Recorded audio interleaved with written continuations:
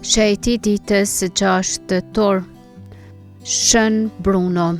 Kisha me 6 tetor kremton kujtimin e Shën Brunos, themeluesi i urdhrit kartuzian, një prej rregullave më të repta dhe më të përkushtuara ndaj heshtjes, lutjes dhe vetmisë në Kishën Katolike.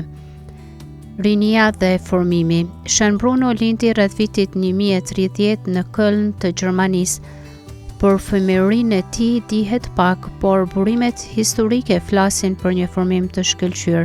Ai studioi në shkollën e kolegjit të Shën Kunibertit dhe më pas në Reims të Francës, ku u bë i njohur për kulturën e tij të gjerë dhe për jetën e devotshme.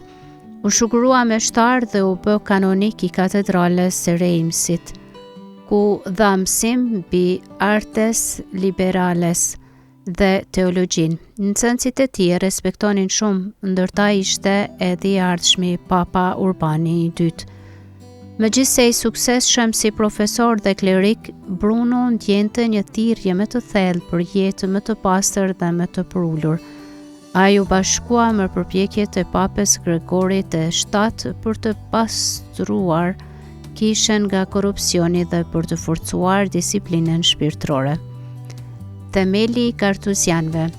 Në pranverën e vitit 1084, i shtyrë nga dëshira për jetë më të rrept e më të përkushtuar ndaj Zotit, Bruno u nis drejt Alpeve.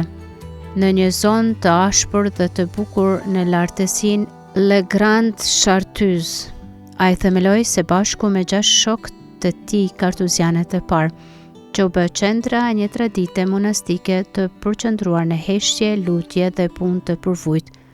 Kështu lindi urdhri kartuzian, i cili bashkonte përvojën e vetmi së shkretëtires me jetën rregulltare.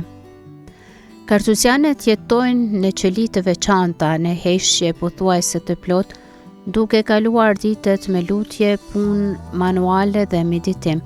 Ata mblidhen së bashku vetëm për liturgjinë që zgjat disa orë në ditë.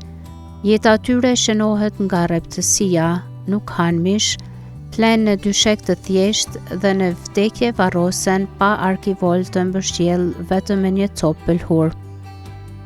Thirrja e papritshme dhe përvujtëria. Në vitin 1090, Papa Urbani II, dikur në sens i tij, e thirri Brunon si këshilltar personal. Bruno ju bind, por nuk e harroi kurrë dëshirën e tij për qetësinë e jetës rregulltare. Kur Papa deshi ta emronte i peshq në Reggio, ai refuzoi me vendosmëri, duke dëshmuar se thirrja e tij ishte heshtja dhe jo pushteti kishtar. Në Kalabri, me ndihmën e normanëve, themeloi një qytet kartuzian, Santa Maria della Torre, ku jetoi vitet e fundit dhe ku dha shpirt me 6 tetor të vitit 1101, trashëgimia dhe mesazhi i tij. Shën Bruno u shpall shejt në vitin 1514 nga Papa Leoni X. Sot ai nderohet si themeluesi një tradite që vazhdon ende, me manastiret kartuziane që mbeten oazë heshtjeje dhe përshpirtërie në botën moderne. Mësimi i tij kryesor është se Zoti flet në heshtje, dhe se vetëm duke u shkëputur nga zhurma e botës, njeriu mund të dëgjojë zërin e tij. Në një letër të ruajtur, Bruno shkruan: "Ajo paqe që bota nuk e njeh është hyrje në gëzimin e shpirtit shejt." Mesazhi për ne sot.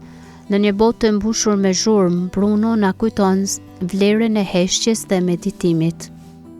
Jeta e tij dëshmon se shejtëria nuk qëndron në poste e tituj, por në besnikërinë ndaj thirrjes së vërtetë të Zotit.